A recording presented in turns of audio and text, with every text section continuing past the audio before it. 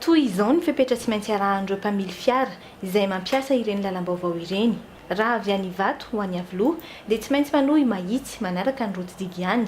Raha indraindray rokady vaovao dia eny amin'ny rond-point eo anoloana ny stadiny Maki no miditra ary rehefa mahazo ny stèle commémorative dia miditra ny rond-point indray ary mivily miankavia raha ho any Ivato, manohy mahitsy raha ho any amin'ny boulevard de l'Europe ka hiazo ny 67 hectares an-tanimena na ankoron-drano. Ny tena tsindriana maso zany dia ny fanjarana fivezivezeny kalesy, ny posiposy, ny sarety talipon'olona na talipon'ny biby zany amin'ny lalana vaovao tsy tena tsy azo ekena mihitsy fa sady be tena doza le izy no manimba le fotodrafitrasa. Felana ho 50 kilometatra isan'ora no afainganam-pandeha mafy indrindra. Tsy azo atao ny mijanona amin'ny sisin-dalana.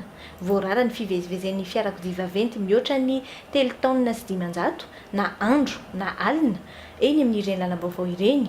Torak'izay ihany koa ny an'ireo kalesy, posiposy, sarety taritin'olona na taritina biby. Ho an'ireo fiara vaventy mitondra solika sy izay an'ny jirama dia efa misy ny fifanarahana manokana araky ny taratasy fampahafantarana mitondra ny laharana aotra 770 MTM, tsipika SG, tsipika DGTT, tsipika DTR, tsipika STM.